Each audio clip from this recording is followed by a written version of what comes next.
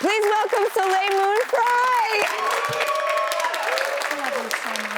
I love you so much, and I watched the documentary Kid 90, and it's so powerful. It's so good. You make me cry already. I'm in tears already. Well, I was with all the same people and in the same scenes at the exact same time. You're born in 1976, right? Yeah, and of course we were little together, and then we grew up in this wild world, right? I mean, I the first time I ran away when I was, I don't know, 6 or 7, I ran to your brother's house, Sean, who was in E.T. I remember that. I remember you telling me that story. Was like, hi, I ran away to your house. And he was like, okay, come in. And then my mom came walking through the door an hour later, and I was like, Sean, you backstabber.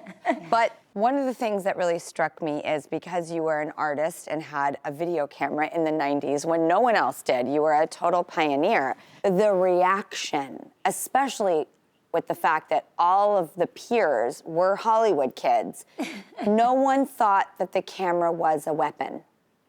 Right, because it was pre-social media, so everyone was just being themselves and their authentic selves and just being kids. And I don't think it's just a Hollywood thing. For me, that was what was so important, is like we were just kids growing up together. So it was just these very authentic relationships of people that were like family that also happened to be artists. One of the things that I loved hearing you say was that you were really happy when you were working. You know, like the Punky Brewster years were positive. And it's funny because when you talk about some of the difficulties of navigating these types of lives and jobs, it's like the baby gets thrown out with the bathwater. There are really positive things. And I'm so glad that you talk about that. Will you talk about that now? I love that. Absolutely. I mean, I was so fortunate to have a really incredible experience. I had begged my mom to get into acting, you know, watching my brothers and my dad, and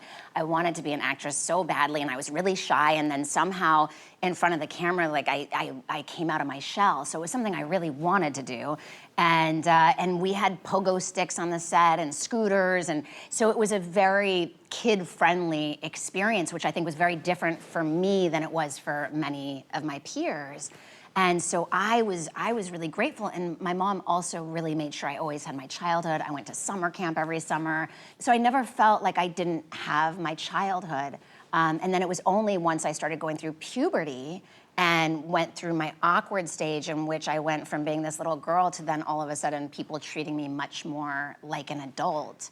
And that then, of course, led to so much insecurity and self-doubt and all of those things that we so often go through as kids growing up. Allow me to give a little context to this. Take a look. So the roles that I was getting offered at 13, 14 years old are all roles, and I'm 13. I went from living this amazing childhood to almost being forced into adulthood. That happens. I can corroborate it. It happened to me too.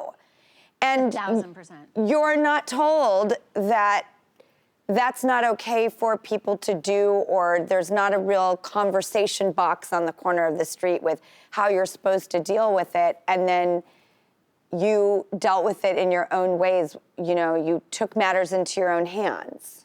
Yes, you know, my back was hurting, I had all these medical things, and I ended up doing my breast reduction, and I was like, I'm gonna help make a difference, and I was so righteous in a way, and then it became, you know, kind of public humor and something that was always brought up as part of who I was, and I was really proud of it. It's just interesting how others made me feel about it.